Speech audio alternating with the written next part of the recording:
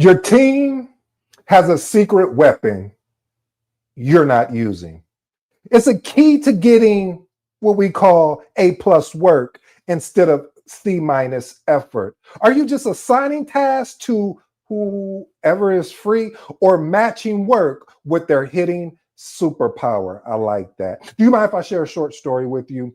I once asked one of my best business analysts that I've ever worked with of all times, named Sean. He pulled together a quick report of the top 10 products. I said to him, this is for a management meeting, no other context included. He nodded and then disappeared. But he came back with this beautiful, complex spreadsheet. You know, the one with the formula so advanced I had to zoom in, twice just to read the titles. I thanked him, walked into the meeting.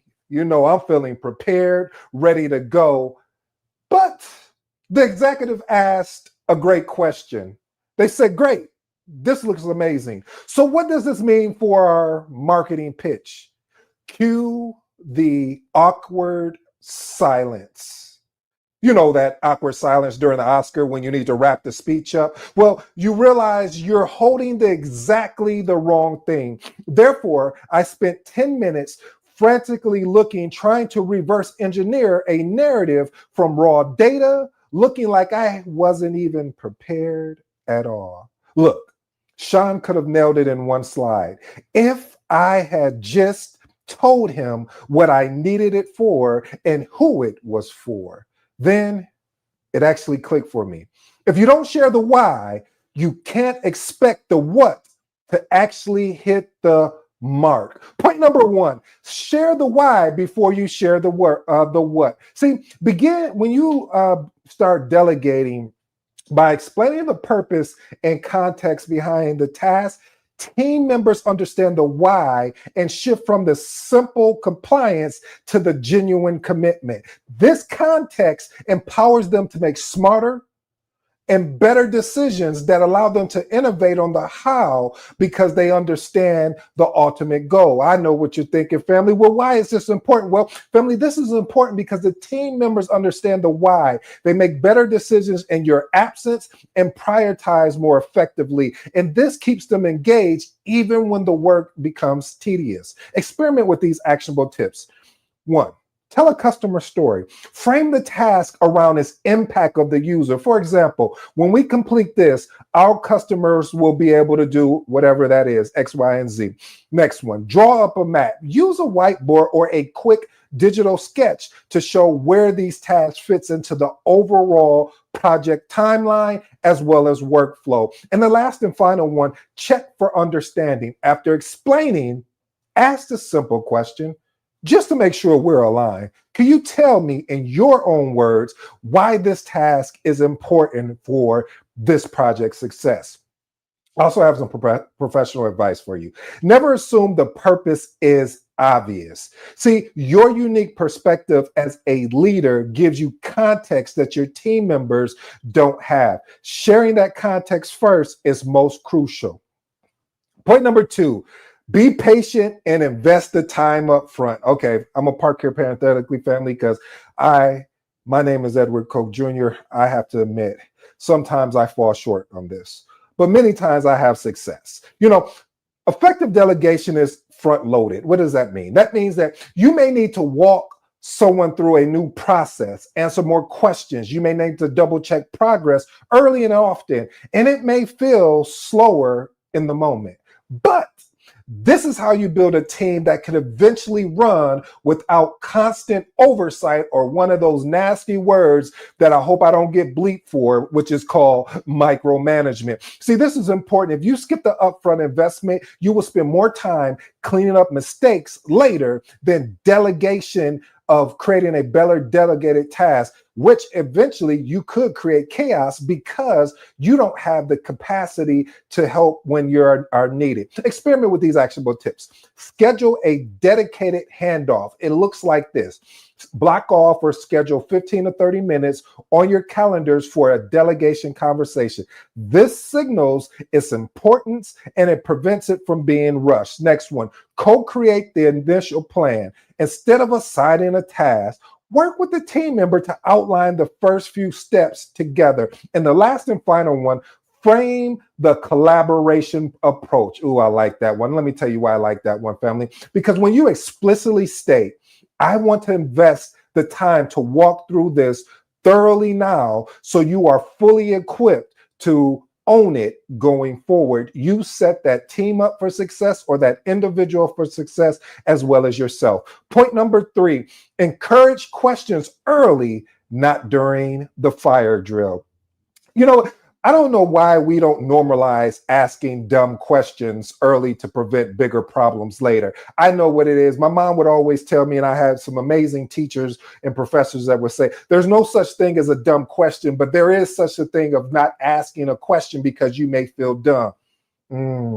I have you think about that one for a minute, because see, most people hesitate to ask questions because they think they look unprepared or they don't look intelligent. As a leader, it is your job to normalize asking questions for clarity. Questions asked early lead to smarter execution, and questions asked late often means a lot of rework and your reputation at risk. This is important because unasked questions leads to assumptions, and assumptions leads to risk. By encouraging early clarification, you ensure alignment, and we have an opportunity to mitigate risk before they actually escalate. And this prevents one of the things in life we can never get back, which is time. So experiment with these actionable tips. Normalize uncertainty. Say something like, I've just given you a lot of information. I expect you'll have questions as you start to dig into the information. Let's make sure we address them early. Next one, schedule a question check-in. This is just a quick debrief, family, meaning that we're going to do a quick 10-minute check-in on the following day with the sole agenda. This is the only thing we're going to talk about, is answering your questions that have come up from what you've learned. And the last and final one, pause and prompt. After explaining a task, deliberately pause and ask, what is unclear? Basically, what I'm trying to do is, we want to understand, what question do you have for me right now? Here's some professional advice I like to add to that. A question asked at the start of a task is a sign of diligence. The same question asked at the end, we might have a problem, Houston. So your job is to create psychological safety that fosters the former. Point number 4, don't confuse delegation with training. Man, oh man. If you don't know anything about this, I've seen this happen so much in my career, where delegation is assigning responsibility for a task for someone who has the foundational skills to complete it. But training is the process of teaching those skills. Assigning a task to someone who is fundamentally unqualified is not delegating. It's just setting them up for failure. This is important. Let me explain why this is important, family, because confusing these two activities, training and delegation, leads to frustration, not just even for the person you delegate the information to, it leads to frustration for you as well. See, team members feel overwhelmed and incompetent while you become frustrated by missed deadlines and poor quality work. And it erodes the trust between you and that individual, or you and that team, which leads to damaged morale. So experiment with these actionable tips. Conduct a quick skills check. That means, before assigning a task, ask, have you ever worked with whatever is the key process tool or whatever that is before? And how confident are you? Now, I have to park here real quick because I want to make something that's crystal clear. I believe a lot of jobs are trainable. What do you mean by that?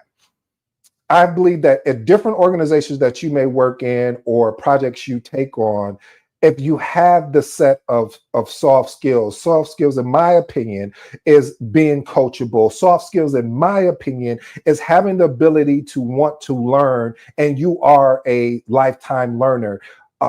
Now, the actual thing that you will be doing, that is something that we can get training on. That is something that we can find an expert to really coach and guide you in that. So this is why I said coaching and a lifelong learner is huge, because the job itself could be done differently at different organizations. I always use the concept of, if I had a piece of paper and you had a piece of paper, and you took the piece of paper and walked it and put it in a garbage can, and I took the piece of paper and I threw it into the garbage can, we both achieved the same outcome if we got it into the garbage can. So again, we want to just do a quick skills check to make sure. And the next one, separate the learning from the doing. If a skill gap exists, create a separate training step. Let's have you complete this tutorial on, whatever the day, let's say it's a Wednesday, Tuesday, whatever.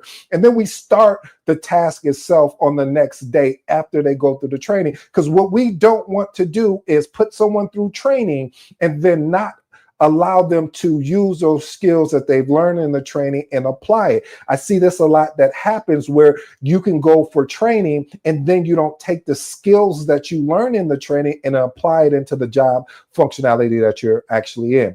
Here's the last and final one. Label development opportunities. This basically means if you are intentionally delegating for growth, state it clearly and build in extra time for resource as well as support. Point number 5, this was coming because the motto here, documentation beats what? Documentation would always be conversation, but point number 5 is document and systematize common tasks. Tasks you delegate repeatedly, like your status reports, your onboarding, data pool, should have a repeatable, documented process. As systems save time, it also increases consistency and makes delegations easier for everyone. Why is this important? Because documentation ensures quality and consistency regardless of who performs the task. It reduces your personal workload and eliminates the bottlenecks and empowers, I'll say that again, empowers your team members to act with confidence because they have a clear guide to follow. Experiment with these actionable tips. Let the learner document. When you have a first person that is delegated a task and they write the documentation, do you know that they have a better understanding of the actual task that they're doing? And this creates an asset that simultaneously helps them grow. They actually are able to absorb the information. Next one, use a mix of media. See, for me, I know we always talk about, well, what type of learner are you? Are you an audio? Are you, visual? For me, I'm a combination of all of them put together. But when you use checklists for processes, you can use screen recordings for software-based tasks and pre-filled templates for reports. Just don't get caught up in just one way of medium to actually deliver information. And the last and final one, create a central hub. Store all documentation in a shared, easable, accessible location like if you create a wiki, SharePoint, Asana is a good tool for documentation repository. Microsoft is another, SharePoint we talked about, and just a typical share drive. And you need to review that periodically because there's going to be some things that you want to make sure you keep that clean, because if someone goes in there looking for something, if it's not relevant anymore, we need to archive it. The key word is archive it, don't delete it, so we can make sure the team can go in there and find what they need. Point number 6, publicly back your team's decision. When you delegate authority, you must also provide a shield. This means standing by your team members' decisions publicly, even if you would have chosen a slightly different path. I love what one of my mentors shared with me. He said, when someone on his team makes a decision and he backs them publicly, and it doesn't go the way that it's supposed to go, he wants to know what was the process of how that person got there. What was the process behind that decision? And that is important, family, because when you understand someone's process of how they got to the decision, you can help them course correct the next time. So anyway, going back to what we're talking about, overruling them, especially in front of others, this destroys their confidence. I don't care how confident you are. If you are constantly showing up your direct reports, or if you're constantly showing up your project team, this destroys their confidence, and eventually they're going to undermine your authority. And it's not going to make the project successful. This is important. If team members feel being publicly overruled, they'll stop making decisions. They will become overly cautious, escalate every minor issue back to you, and defeating the entire purpose of delegation. Public support builds the trust required for true ownership. Experiment with these actionable tips. Adopt a we language. I love what they asked Michael Jordan.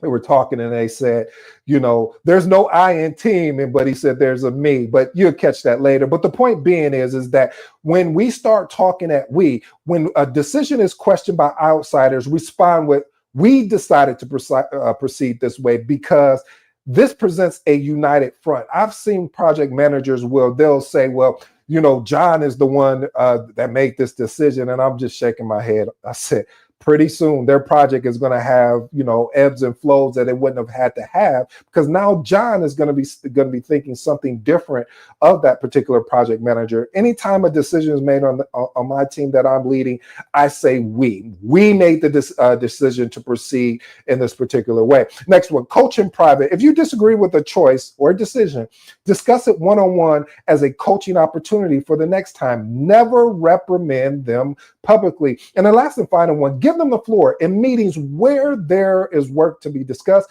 Let it be done, one, to present it, and then answer questions, reinforcing their ownerships. I always see sometimes that you'll see project managers want to step in and answer these particular questions because they want to show, yeah, I got it. But this is what we have a team for. We want to ensure that team is having the success and they're getting the light, because when they are successful, guess what? Ding, ding. So I say all that to say we want to be able to allow them to answer those questions. Now, if they get stuck, you want to be able to come in and shield them to help them get through the particular answering of that question. All right, let's move on. Point number 7, delegate proactively, not just when you're overwhelmed. See, the best delegation happens before you're busy. It's strategic. It's not reactionary. Waiting until you're overwhelmed leads to a very poor handoff and incomplete instruction, and often is a lack of trust on both sides. Why is this important? Because proactive delegation builds teams' capability and morale. Reactive, what we call just here you go, creates a resentment and anxiety. See, the former is a sign of great leadership by helping individuals and people succeed. The latter is a sign of poor planning and drowning in their own tasks. So experiment with these actionable tips. Make it a weekly habit. As part of your weekly planning, identify at least one task to delegate as a development opportunity, not just because you're busy. And the next one, delegate the good stuff. Make a point to delegate high visibility, interesting, and creative tasks, not just administrative or tedious work. And the last and final one, systematize and hand off. Identify recurring reports or processes you still own and document them and delegate them permanently. Point number 8, hand tasks to strengths, not availability. This is a good episode. I hope you're enjoying yourself as much as I am, because a lot of times what we do is it's tempting to assign work to whoever has the capacity on the surface, but that can backfire. Just because someone has free time doesn't mean they are the best fit. The right task to the right talent leads to a better outcome and happier teams. This is important because aligning tasks with strength produces superior results in less time as significantly more engaging and rewarding for employees. It leverages the unique, what I like to call, genius zone. See, on your team, instead of treating everyone as a interchangeable type piece. So experiment with these actionable tips. Know your team's strengths. Keep an informal map of who excels as what, and what is the data wizard, the creative storyteller, and the detailed planner. The next one, delegate with praise when assigning the task explicitly connected to their strength, giving them an opportunity to have that amazing success as they're analyzing complex data. And the last and final one, low balance for strip. If you're the best person for a task if your best person for a task is busy, ask, this task is perfect for your skills. What can we move off your plate so you can focus on that? Well, family, we just really kind of talked about going from a project manager to a project leader. Let's be clear. Delegation is not about clearing your plate. It's about building a bigger table. As project managers, we must master managing constraints. You know those constraints, the triple constraints: time, budget, scope, and quality. But the most critical resources we manage is human potential. Every task you hold on to because it's faster if I do it is a debt you're taking out against your own team growth and your project future resilience. So My challenge to you, look for opportunity to empower. Find one task, explain the why with passion, and give it to a person whose strength will make it shine. Because managing tasks makes you a project manager. Building capability makes you a leader. That is the most important project you will ever run. Well, family, I go by the name of ED. For all you smart and intelligent folks out there, hey, that just simply means Ed. Until next time.